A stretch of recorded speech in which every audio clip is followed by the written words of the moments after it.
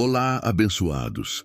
Sejam bem-vindos de volta ao nosso canal Palavras de Luz Diárias. Hoje exploraremos um dos aspectos mais profundos da fé cristã. Vamos mergulhar na oração de Jesus registrada no livro de João, uma prece que revela mistérios que precedem a própria criação do mundo. Essa oração é uma das mais significativas e poderosas de toda a Bíblia. Se você está pronto para essa jornada de descoberta, não esqueça de se inscrever no nosso canal, deixar o like e compartilhar com aquela pessoa querida que você ama. Jesus explicou sua identidade antes da criação do mundo. Há muitos enigmas que Jesus compartilhou conosco. Entre esses estão os mistérios que precedem a criação do mundo. Isso é relatado no livro de João. Uma das preces mais significativas, já proferidas pela figura mais importante que já viveu, é uma oração de grande poder. A prece de Jesus, registrada em João 17, é um dos capítulos mais notáveis de toda a Bíblia. Nela podemos sentir o íntimo coração de Jesus enquanto ele se comunica com seu Pai. A Bíblia está repleta de orações grandiosas. Ficamos admirados com a prece de Salomão, a súplica de Abraão e a intercessão de Moisés. Mas essa prece é, de longe, a mais abrangente dentro das Escrituras. Jesus falou sobre a glória e majestade que ele compartilhava com Deus, o Pai, antes da existência do mundo. Isso se encontra em João 17, 1, 5. Quando Jesus proferiu essas palavras, ele ergueu seus olhos ao céu em prece e disse: Vamos orar. Como Jesus fez em João 17, unamos nossos corações em oração.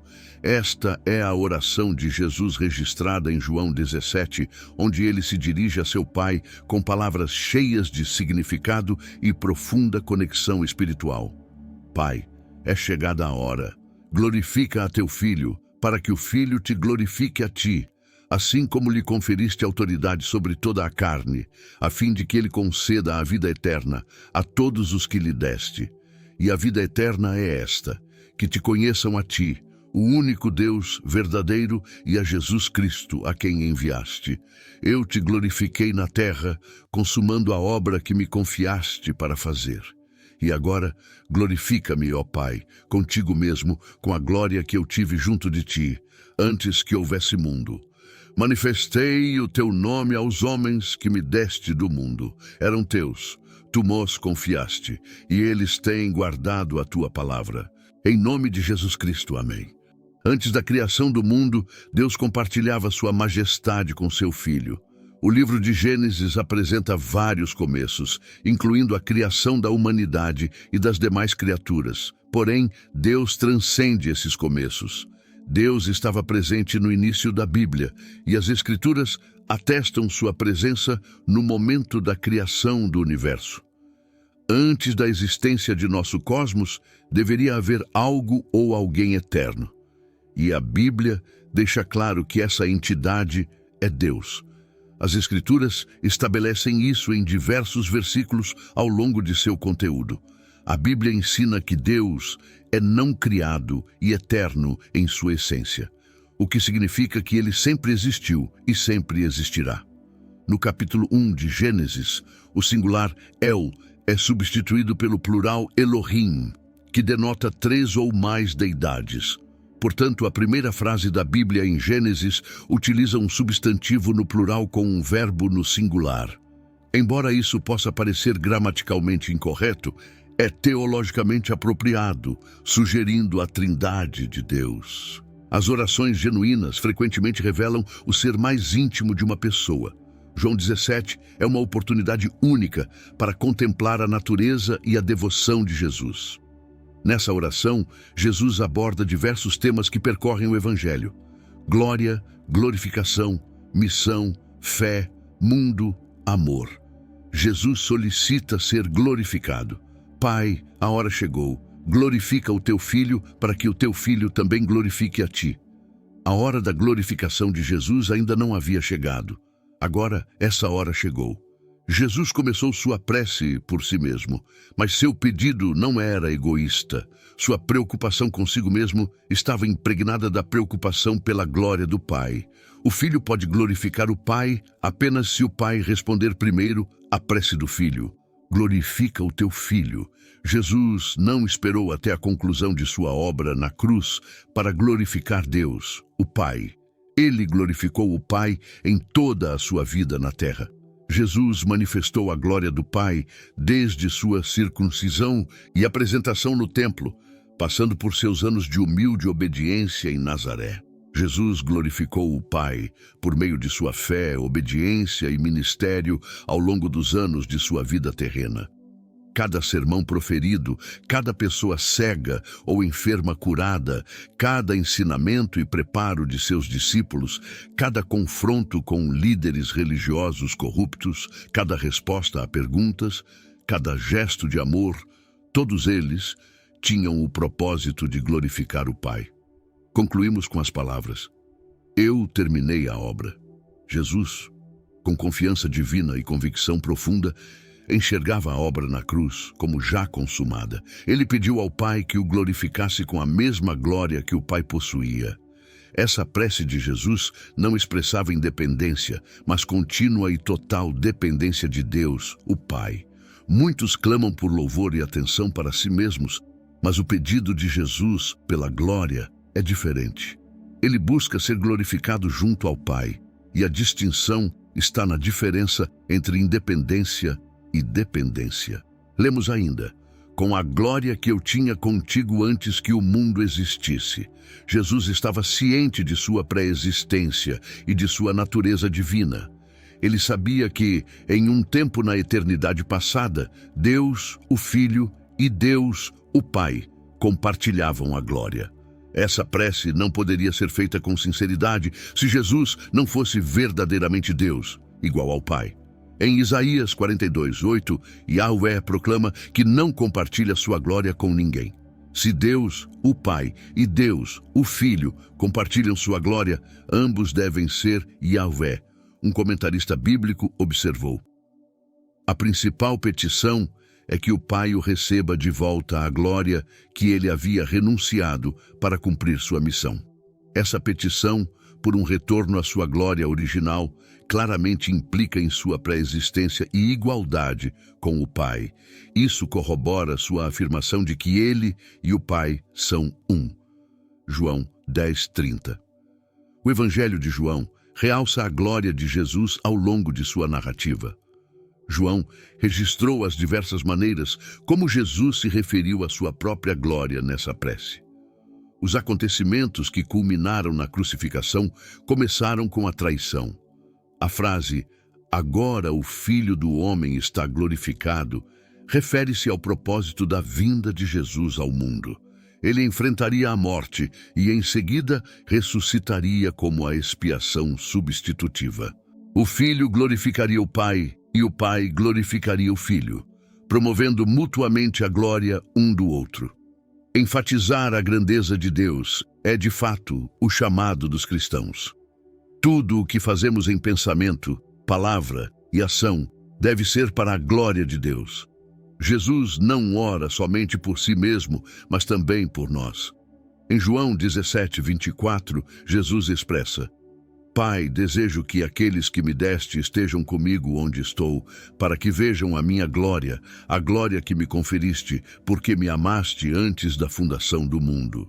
Seja o que formos ou venhamos a ser em nossa jornada espiritual, devemos tudo ao Salvador que se entregou por nós, que orou para que possamos estar com Ele e que nos deixou um belo exemplo de como orar em nossas próprias vidas. No final, vislumbramos Jesus em toda a sua glória novamente no livro do Apocalipse. Nesse livro, João tinha a tarefa de relatar as visões que lhe foram concedidas. Ele viu um poderoso Jesus, um ser que transcende qualquer ser humano comum. Apocalipse 1:12-13. Voltei-me para ver a voz que estava falando comigo. Ao me virar, vi 7 candelabros de ouro. No meio dos candelabros, vi alguém semelhante a um filho do homem, vestido com uma túnica que ia até os pés e com uma faixa de ouro ao redor do peito. E foi assim.